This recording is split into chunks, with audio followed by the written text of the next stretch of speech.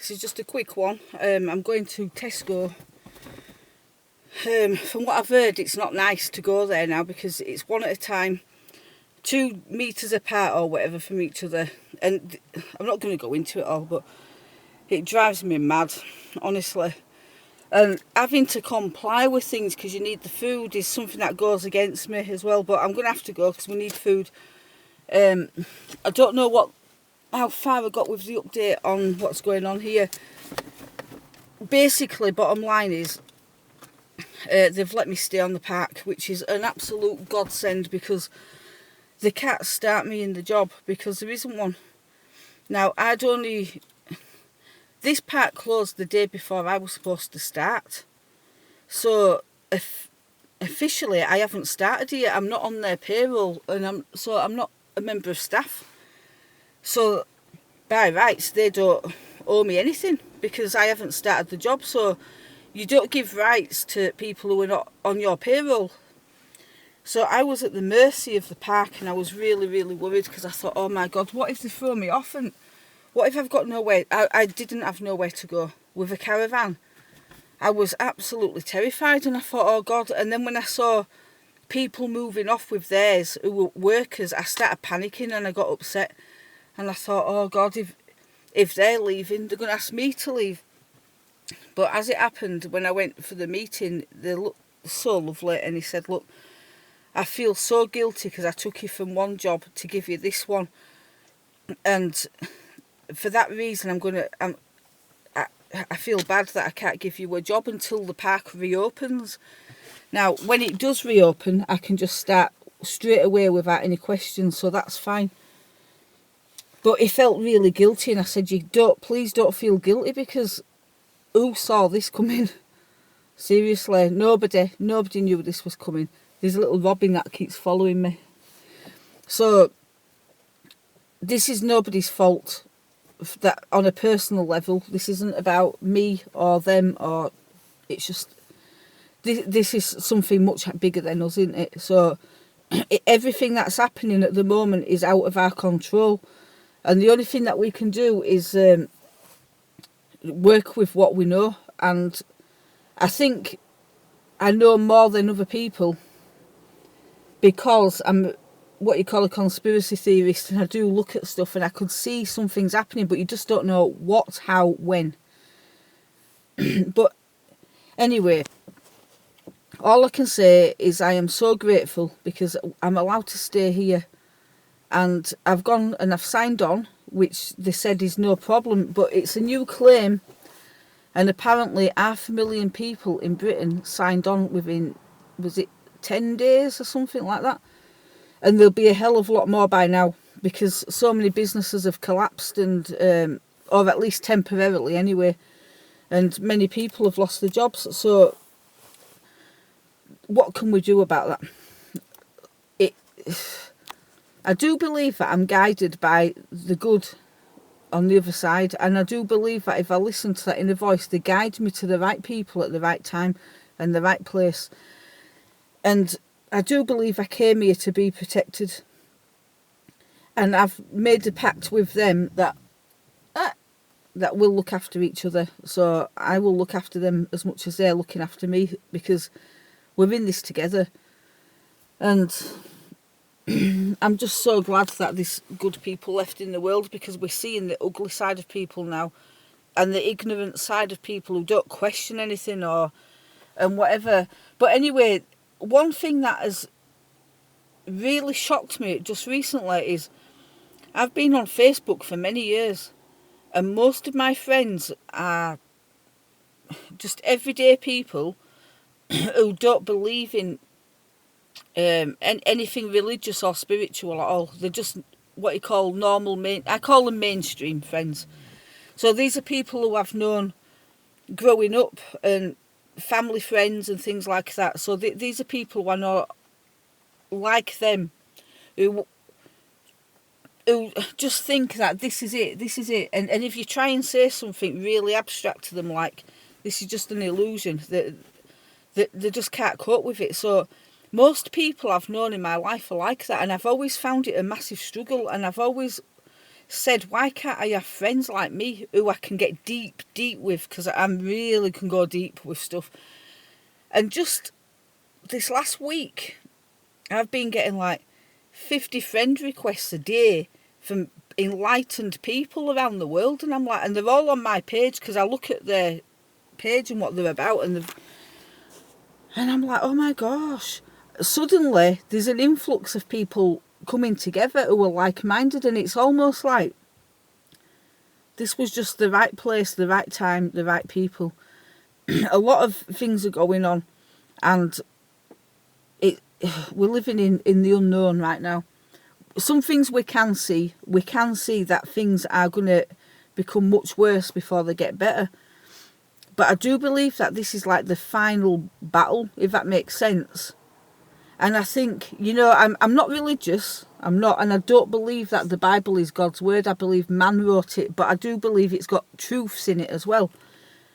And one of the things that does resonate with me is when it says, and the meek shall inherit the earth. And I do believe that. And I believe that this is the final battle of good and evil, and there's going to be a reset. But it's uncomfortable to get there, and it's painful, and it's frightening.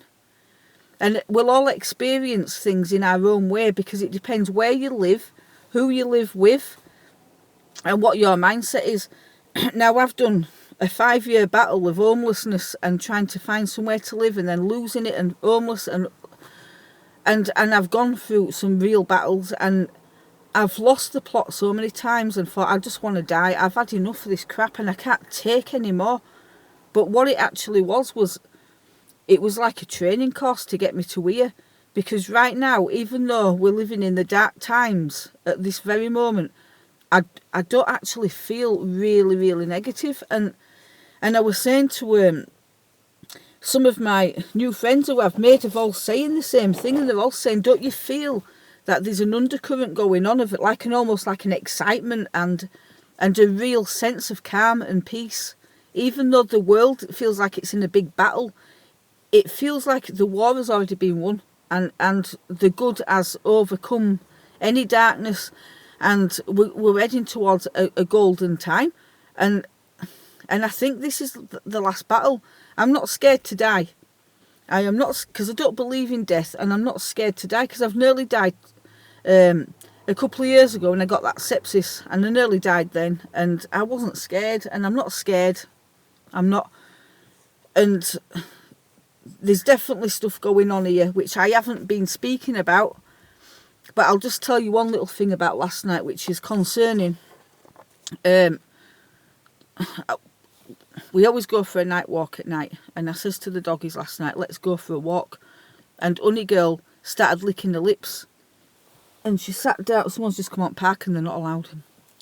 Anyway, she sat on the floor and she was licking her lips and that lot, and she was really nervous, and I'm going, what's the matter, Honey Girl? And she wouldn't go outside.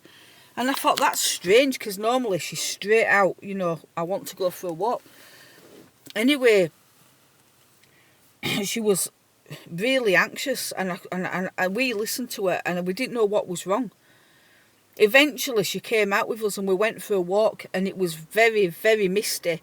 And as we came out of the caravan, the gravel on the floor was glistening, and it wasn't raining. And I said, that is bizarre. How is it's glistening? It's like there's something on it, but it wasn't raining. It wasn't even spitting. It was just a glistening, and it was very, very misty, and the air quality was terrible, and it was really heavy. And I literally walked down with the dogs to the beach, and it's 3 minutes down there, and by the time I got there, I was struggling to breathe, and I felt really quite woozy and sick, and I'm like, what the heck is this? Really not feeling good. And even now, when I'm outside, the air quality is feeling very, very bad. Like there's no oxygen. There's no oxygen in the air. It's like it's been limited. Anyway, we came back straight away because I just didn't feel right. And when I came back in the caravan, I just felt really ill for a while. Not ill, but weird. And I couldn't breathe properly. And it was like, it was like a lack of oxygen. And then Honeygirl started having trouble breathing, and it really worried me for a little bit, because she's not normally got a problem. And then I noticed there was a smell in the air when we were out as well, like a chemical, like a disinfectant type smell. And the air quality, and I had a taste in my mouth as well, like chemical. And then this morning on the beach, all the water was frothy, and I've never seen it like that. I know sometimes it does it on other beaches, but this one, I've never seen froth like that on it. And I thought, it's just coincidental that there's froth on the beach the morning after. There's been this weird thing going on here, and it feels like something's getting sprayed down. Now, you know what, if you know me, I do believe that there's chemtrails and that they're using that anyway, but I think this is something else. And I don't know what it is, but it's concerning. Even now, I'm sat outside of my car, and the air quality is very bad. It's not good. And I feel like I need some proper oxygen in my lungs, because it's not nice. So I don't know, probably just being paranoid, but it feels definitely there's something going. We're living in the dark times. I do believe a lot of things are happening to us that we don't know about, and people are just absolutely cut off from things. And some people like me might be over concerned, because when things start to kick off, you do tend to have this catastrophizing thing going on, like, oh my god, what are they doing to us and what's happening next? And then you can get paranoid with it. So it's very hard to stay grounded and say, right, okay, there's something, we don't know to the extent of what, and we don't know why. But anyway, I'm going to go shopping, and this is going to be, I'm not looking forward to, normally I look forward to going to Oban, but it feels different now because it's died. The old town's dead, and it feels sad, really sad, because so many people are in so much suffering right now because they don't know what's going to happen next. And for someone who's got a business and they've had to close it, and that's their livelihood, I mean, that is, I can't even imagine. I'm in probably the best position of anyone I know, because I'm used to having very little, and I'm used to living in a crappy van with basic amenities, and I think it's actually served me well to get used to it, because I used to live in a beautiful house and I wanted everything nice and I wanted nice things, and now I don't care so much about that. What I want now are things I need, and I do think it's helped me mentally, because I can't afford to go out now and buy anything apart from food, because I have to eke the money that I've got now to last me until I get paid. And what's going to come first? Is it going to be I'm back at work, starting and earning money, or my phone's ringing, or is it going to be something else? I can't answer the phone. No, it's my mother. I can't answer the phone because I've only got 5%. I've only got 5% battery on it, and I need that in case anything happens, because I've got anxiety. Anyway, I'm going to go and let's see how we get on at the supermarket.